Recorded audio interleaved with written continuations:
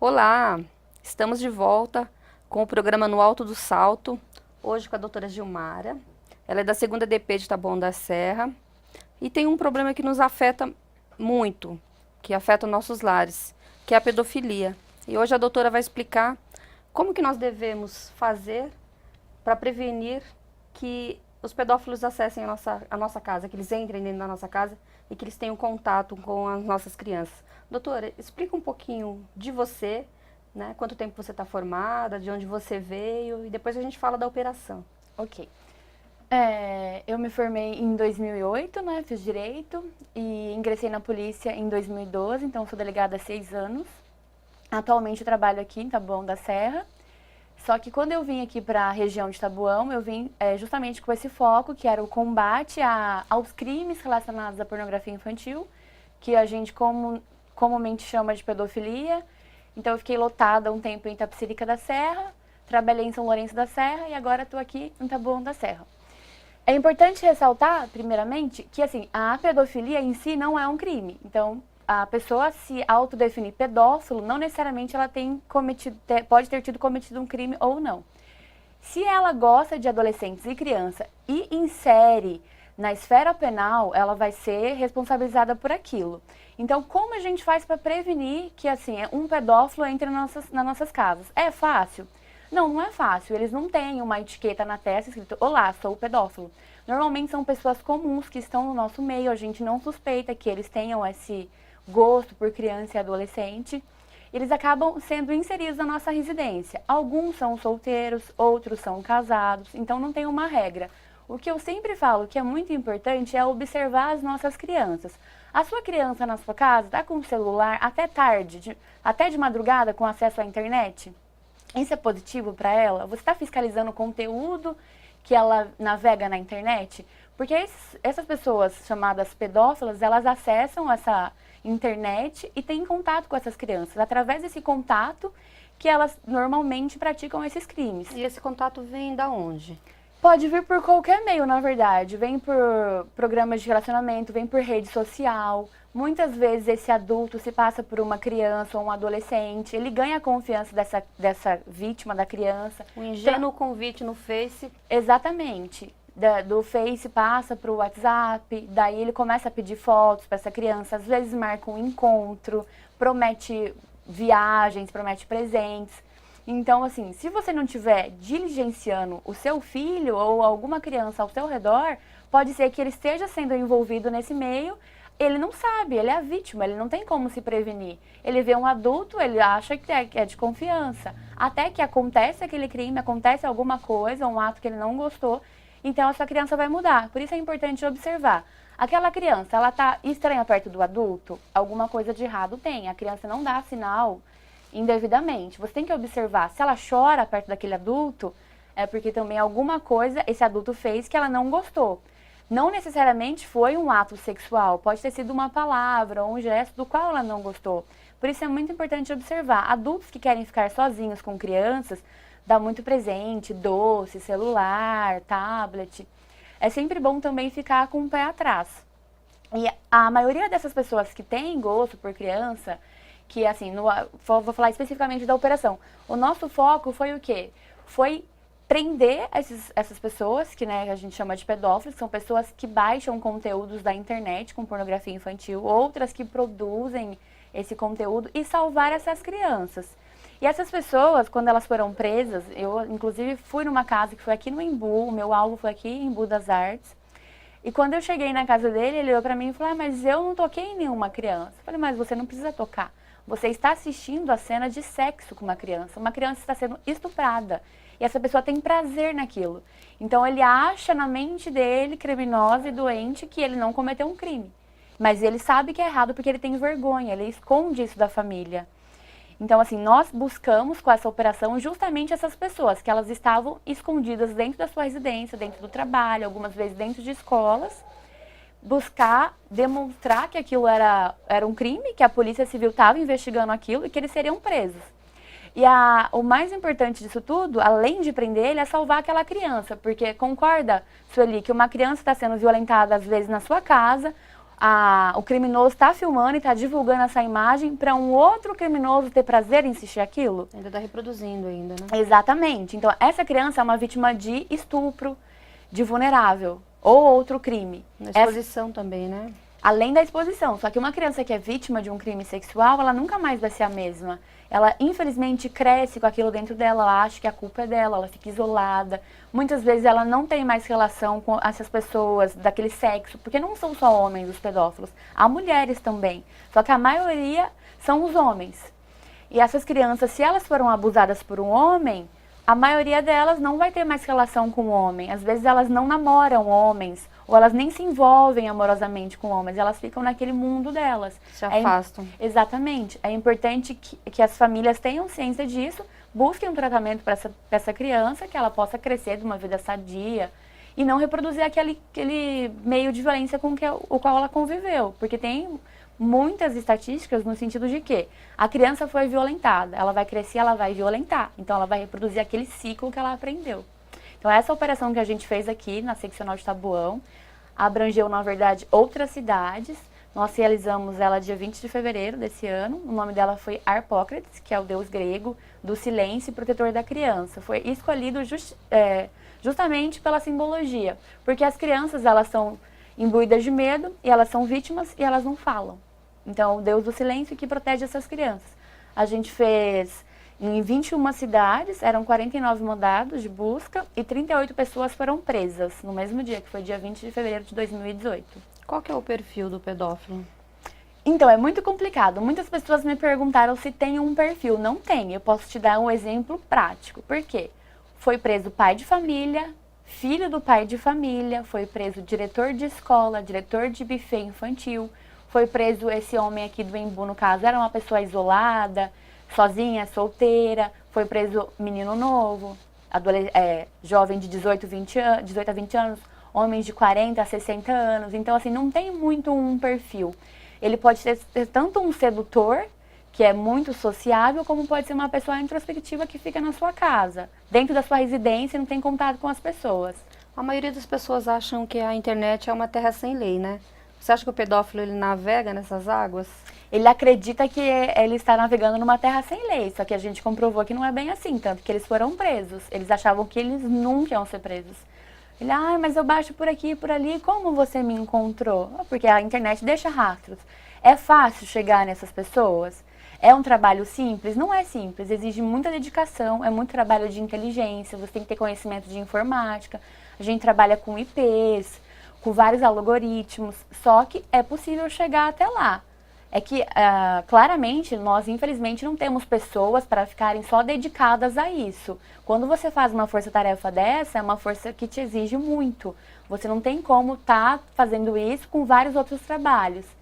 Então, assim, graças a Deus, a Polícia Civil tem se dedicado bastante a esses crimes. Como vocês viram, muitas pessoas foram presas, né? Têm sido presas, assim, nacionalmente. Aqui a gente teve um êxito muito grande, mas é possível sim chegar. Não é uma terra sem lei, pode ser uma terra difícil de adentrar, mas nada é impossível, ainda mais quando a gente tem policiais dedicados. Eu acho que a gente está caminhando para isso, para a legislação também, né?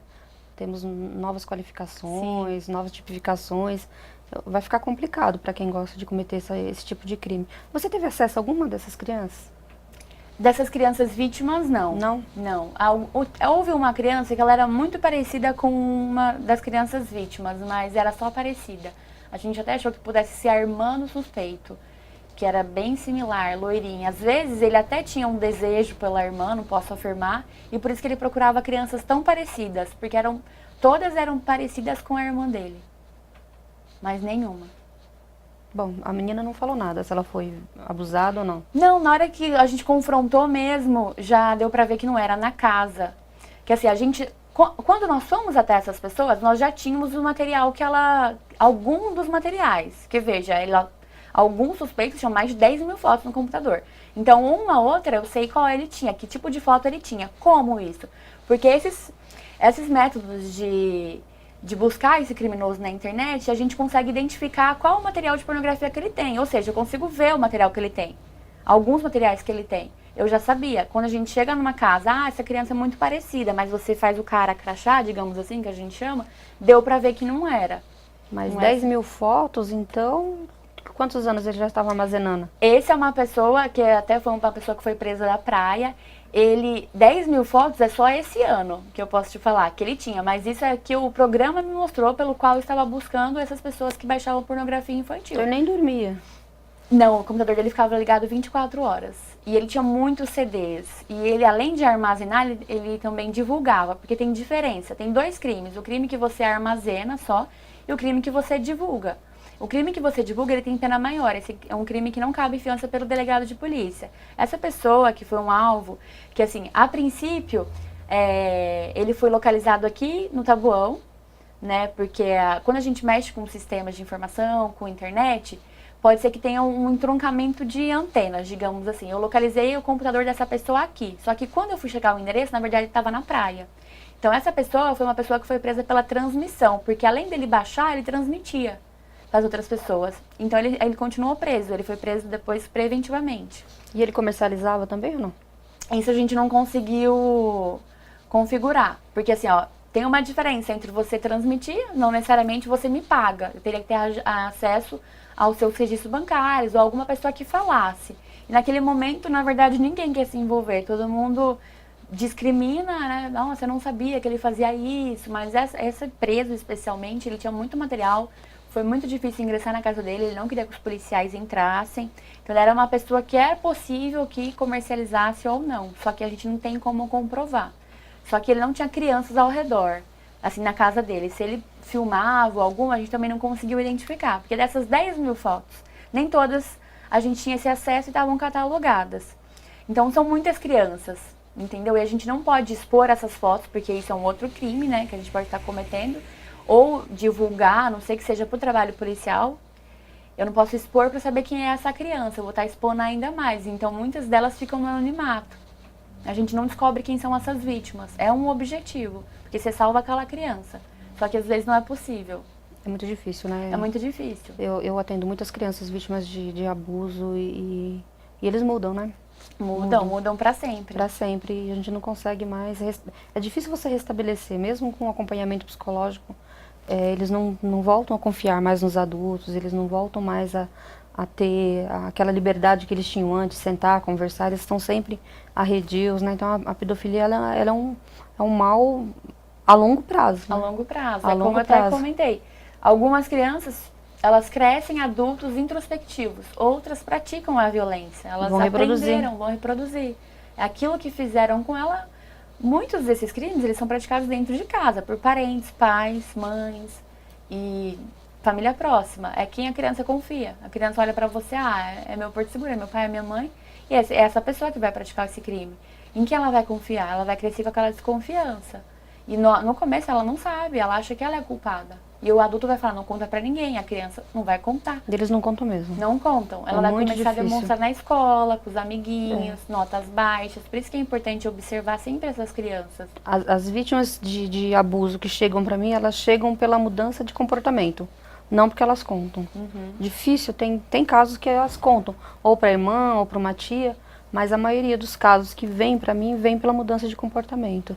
Elas começam a mudar, ou na escola ficam muito agressivas, ou em casa muito arredias, quietinhas, sem conversar. Notas baixas Notas também. baixas, é muito complicado e dolorido, né? Muito dolorido para as crianças. Eu fico muito compadecida quando eu atendo crianças vítimas de pedofilia ou de abuso, porque eu sei que elas não conseguem mais se expressar e nem interagir, né? Você pensa, Sueli, alguma pessoa está praticando um abuso e um outro está assistindo sentindo prazer. E infelizmente é um mundo muito grande, a gente prende as pessoas, só que ao mesmo tempo surgem outras.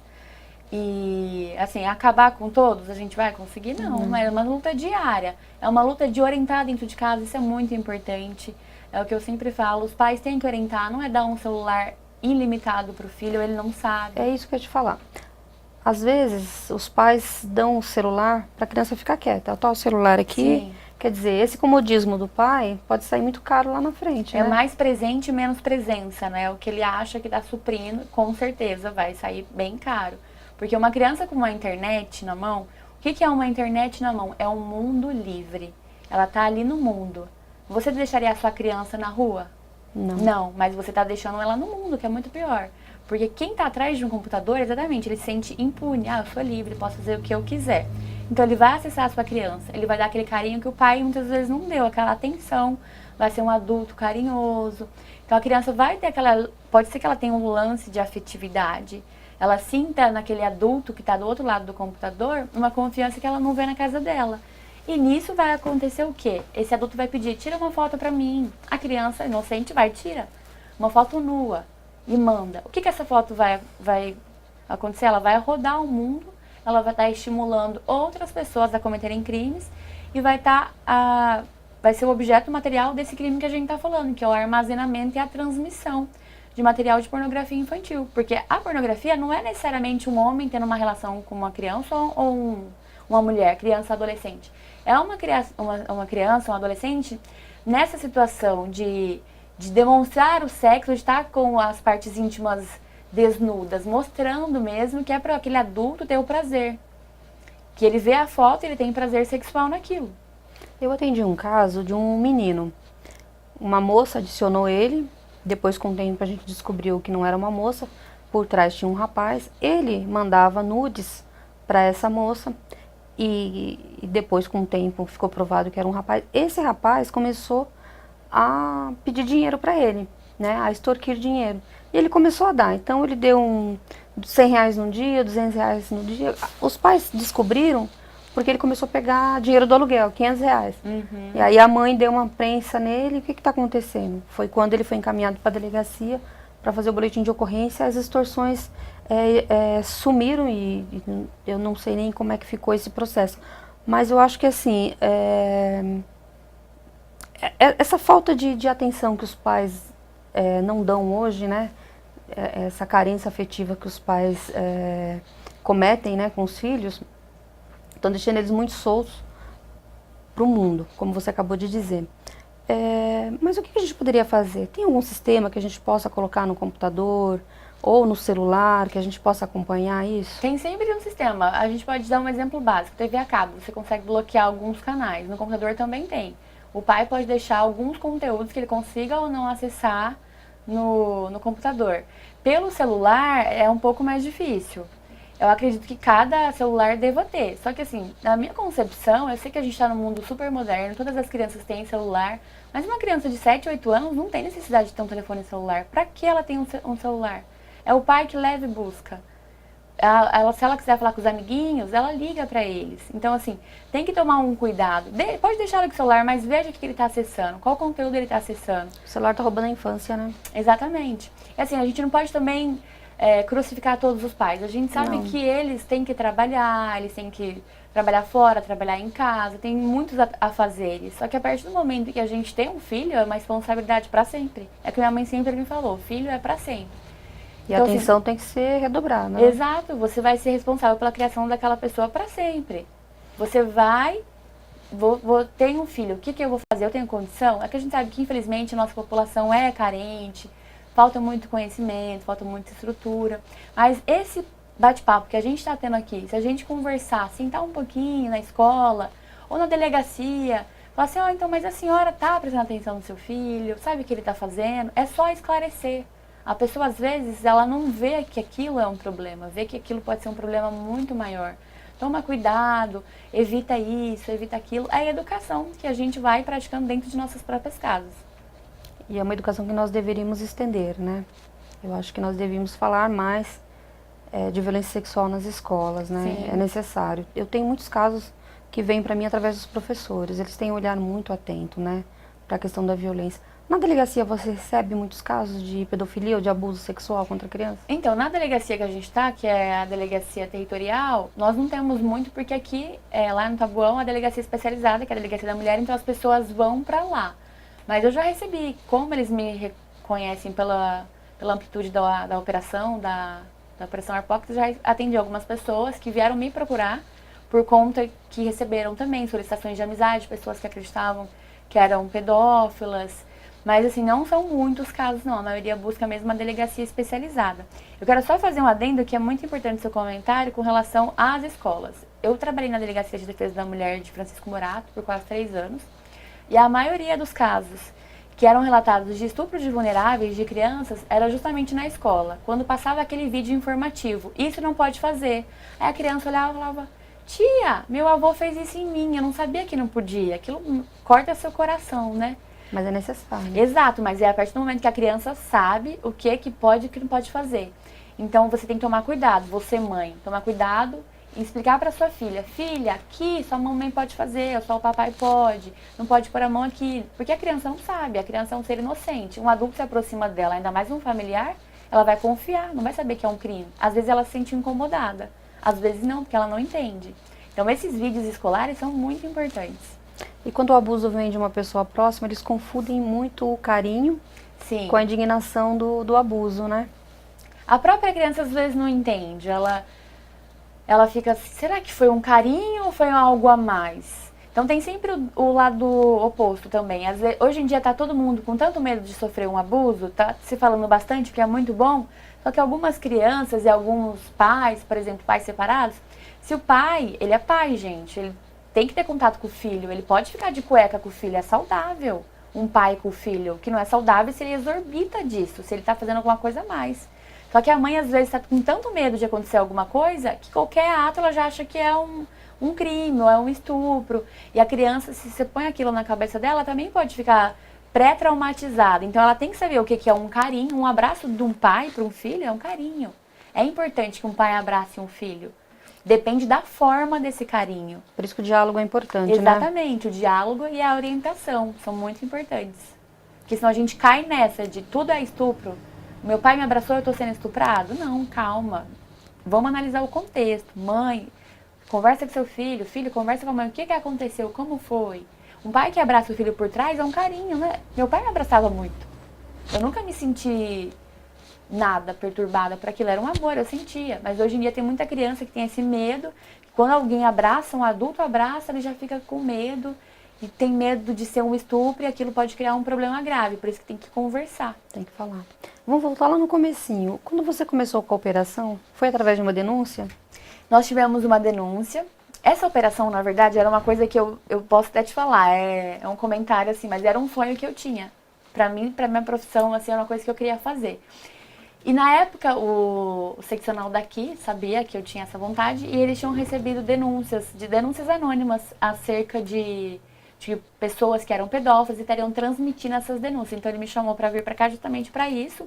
E dessa denúncia a gente abriu uma rede enorme, porque como eu falei para você, o foco era o quê? Seccional de Tabuão. Eu não imaginei que eu fosse ter alvos na praia, que eu fosse ter alvos em São Paulo, que eu fosse ter alvos no interior.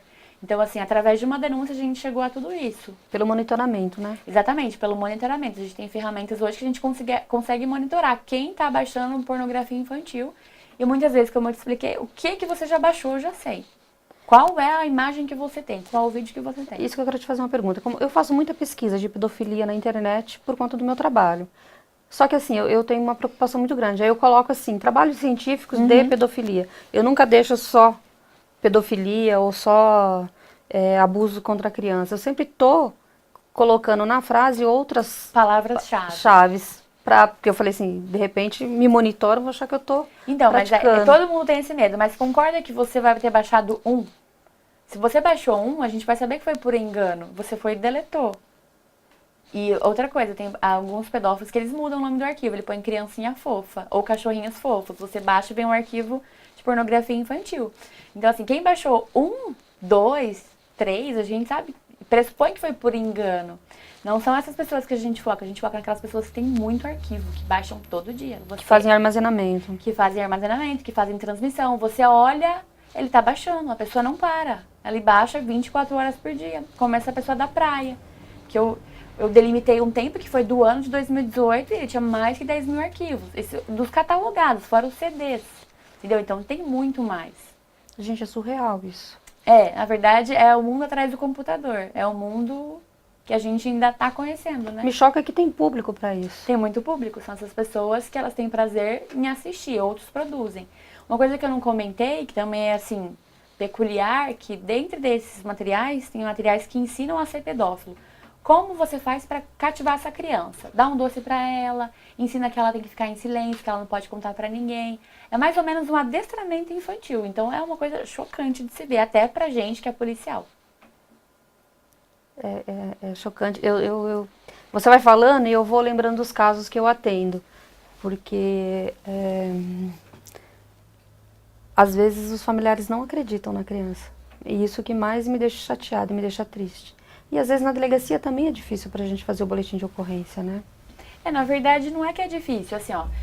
A gente vai falar do mundo ideal. O mundo ideal é que numa delegacia tem um psicólogo e uma assistente social para atender uma criança. Porque, ainda mais agora que a gente tem um depoimento especial que está em vigor, a criança tem que ser ouvida com uma gravação para ela falar uma vez só. É difícil para a criança falar.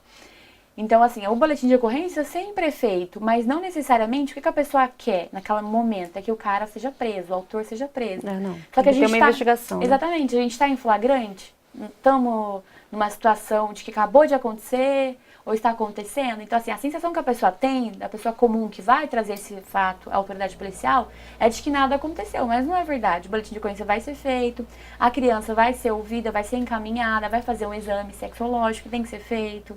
Então é um processo que demora. A pessoa sai dali com aquela sensação de impunidade, mas é que a gente tem normas a seguir. O processo é burocrático, a gente vai privar a liberdade de uma pessoa. Eu acho que aí o atendimento psicológico é o mais importante, porque o laudo vai dar sempre negativo, né? Pode ser que ele dê positivo, mas assim, dos casos que eu trabalhei, acho que 90% vieram negativos. Por quê? Não tem contato. Porque às vezes não tem, na verdade, não tem assim, o menino não tem um ímen, a menina tem um ímen para ser rompido, mas o pedófilo, o autor, ele não necessariamente ele vai ter uma relação vaginal com a criança, ele vai passar a mão, ou ele vai penetrar alguma coisa no ânus da criança, então não vai vir nesse laudo, porque esse crime já aconteceu há um tempo. Nosso tempo acabou. Ah, que pena. Queria que você deixasse suas considerações. Tem assunto para mais um programa aí, né? Olha, é um assunto que eu gosto muito, como eu falei, que a gente é policial, a gente trabalha com todo tipo de crime, mas tem alguns crimes que você tem mais prazer em prender aquelas pessoas e ajudar uma família, ajudar uma criança. É muito importante, é muito gratificante quando você vê uma criança, a criança olha pra você e fala, ai, obrigada, tia. Ou então ela te faz um desenho. Eu recebi um desenho de uma criança um dia, que ela desenhou ela, toda escura, uma viatura policial e o policial voando com uma capa. Eu fico arrepiada só de lembrar. O que ela quer dizer com aquilo? Que ela vê a gente como um super-herói. Então, pra mim, é super gratificante. E poder prender essas pessoas que elas estão dentro da casa dela, cometendo crime, às vezes estuprando criança, foi uma coisa na minha carreira assim super importante, foi uma coisa pessoal que eu vou carregar pra mim pra sempre. Eu confesso que eu chorei muito no outro dia, porque era uma coisa que eu queria fazer, assim, sabe, ver essa resposta da população, das pessoas, da sociedade. Pode ter certeza que nos orgulha muito. Então, assim, foi muito, muito bom pra mim. E é o que eu sempre falo, o crime, quando a gente age, já aconteceu. É o ideal? Não é. O ideal é que não acontecesse crime. Então, por favor, pais, vocês que estão aí assistindo, tias, avós, quem tem uma criança, um adolescente, repara nessa criança. Lembra, todo mundo tem que trabalhar, só que essa vida depende de você. Então, não custa nada, dá uma olhada especial, ver o que ela está fazendo, ver ao redor. A criança não dá sinal errado. Depois que aconteceu o crime, a gente tem que correr atrás do prejuízo psicológico que ela sofreu e prender o autor, mas o ideal é que isso não aconteça, que ela tenha uma vivência saudável, sadia, que ela cresça, tenha garantido todos os direitos de criança e adolescente. Se acontecer algum tipo de crime, se vocês tiverem alguma dúvida, não deixem de procurar uma delegacia. Às vezes, eu até peço desculpa, porque assim, pode demorar o atendimento, porque a nossa demanda é alta e o nosso contingente de policiais não é alto, não é como a gente gostaria, mas tenha certeza que assim, as pessoas daqui, eu posso te falar daqui, do Taboão, a gente trabalha com muito prazer, a gente atende todo mundo. Eu tenho certeza que isso acontece em todas as delegacias dessa região, que eu já trabalhei em São Lourenço, eu trabalhei no Embu, trabalhei em Itapecerica, são pessoas muito comprometidas. Valorosos. Você tá também em outra cidade, não deixe de procurar, vá falar, porque se você não falar, a gente não vai saber. Se a gente não souber, essa pessoa vai continuar cometendo crime, outras pessoas serão vítimas. E esse crime, ele vai ser perpetrado mais e mais e mais, e a criança vai ficar ali. Às vezes ela até vai reproduzir esse ciclo de violência e outras crianças serão vítimas. Tem algum número específico? A gente, você pode sempre ligar o Disque 100, o Disque 180, ou liga diretamente na delegacia. Lembrando que o Disque 100 e o Disque 180 são denúncias anônimas. né? Só que assim, qual que é a dificuldade dessa denúncia? Você relatou, a gente vai receber. Após a gente receber, vamos checar. Se você tiver já a condição, não é um prazo demorado, gente, só para frisar. Só que se essa criança já puder ir na delegacia, é muito mais rápido, porque ela já foi ouvida ali. Se tiver essa condição. Agora, se você é um vizinho que só quer fazer uma denúncia, aí você pode usar desses meios que você não vai ser identificado, totalmente seguro, seu nome não vai... Nem que você dê seu nome, a gente não conta que essa pessoa que denunciou. E depois a gente até tem que responder esses meios, tem que responder o Disque de Direitos Humanos, de Mulheres, para falar o que aconteceu com essa denúncia, se é verdadeira ou não. Então, gente, é importante denunciar, não deixe os filhos de vocês presos nessa rede aí, tem profissionais bem competentes. Vamos encerrar por aqui. Agradecer a Rose Rocha e o Espaço Terapêutico Viver Bem. Até uma próxima, pessoal.